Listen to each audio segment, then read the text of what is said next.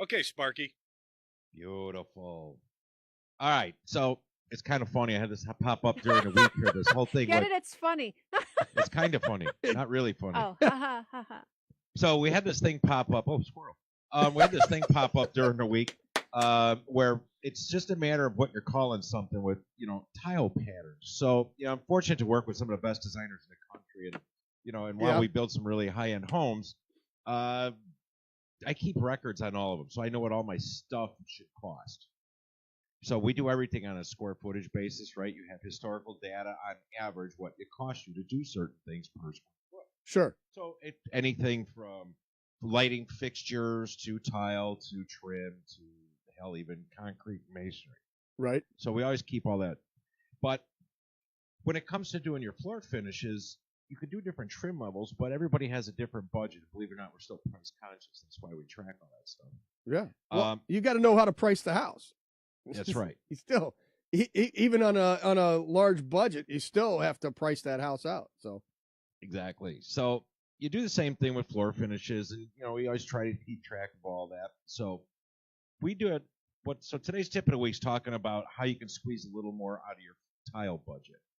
So I've been doing a little sideshow with Jennifer because she's actually just tiled her first bathroom floor this week. Yes, she posted. It was great, Jennifer. Yeah. Yes, and it looks great. And so there's basically three main categories to your tile. You're going to have ceramic, porcelain, and then natural stone. So in ceramics, typically the least expensive, and stone used to be the most expensive. But some of the large format porcelain's really getting up there. Yep. But it's really great stuff. But it can be costly. But what I wanted to talk about was how you lay the tile, not so much the actual how to lay it, the pattern. Right. So the pattern makes a huge difference. So just to bluntly put it, you can mix up the way you lay a cheap tile and make it look like it's a lot more expensive, but just because the way it's laid looks so much nicer. Right. Right. So if you have like a standard subway tile that you're getting for 59 cents a piece.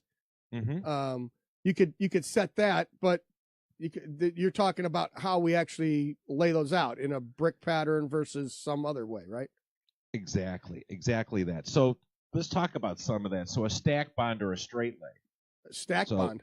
A stack bond or a straight lay. That's where the tile is laid either side by side but either way they're stacked straight up and down. In other words, there's no stagger to the grout joints. Okay. So, if it's a 12 by 12 floor, it's always corner to corner.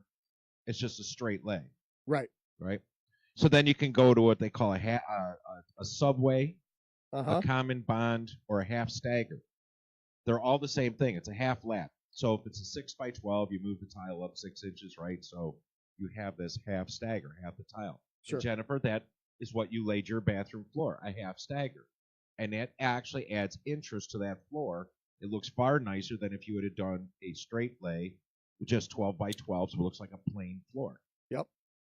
So by just doing that half stagger, she took that inexpensive 12 by 12 and made it look a lot better. It's more pleasing. Correct.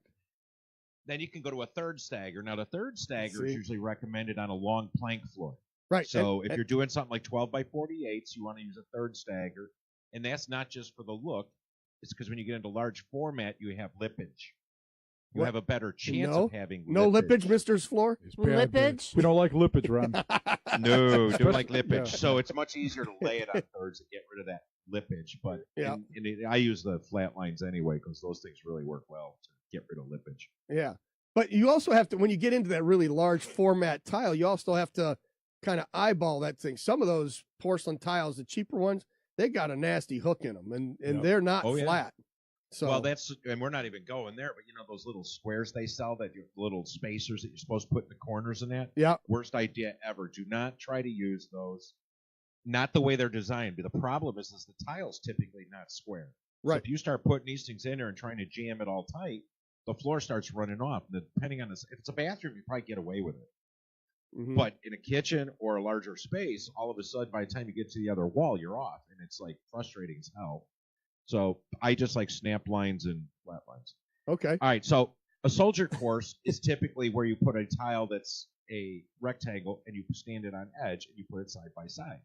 Okay. So it's like your brick over the top of a window. You usually have a soldier course. Right. So that is a simple way to lay one of your tiles. And then you get into basket weaves and parquets. Butter.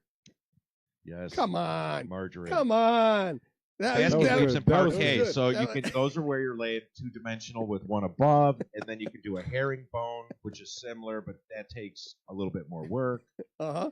And then when you get into like the chevron and diamond patterns, those are easy, but those usually require a specialty tile. They're made to do that. Right. So they are diamond shaped or parallelograms. Right. Now those you could, now if you're doing a natural stone, then you could actually cut all of those pieces if you had a wet saw. Sure. You could start cutting all that stuff up. Can you say labor intensive? Oh, sure, I can. Can you spell parallelogram? No. No. I barely spell my name. Leave me alone at that. I'm not doing much more.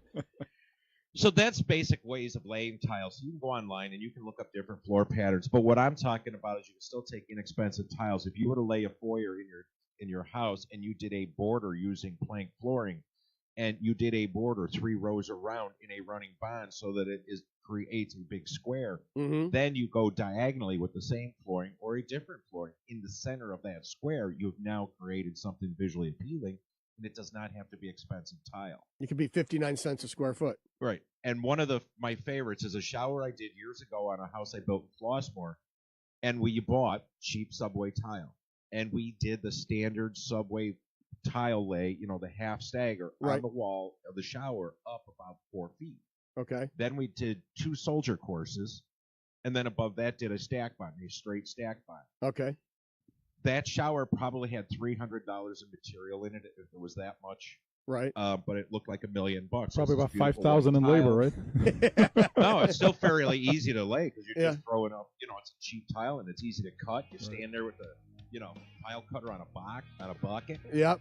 So think about that when you go to lay your floors. Think about your patterns to kick it up a notch. That's right. All right, cool. That was the tip of the week, and we'll be back with more right after this news break. This is Mighty House. Mighty House will return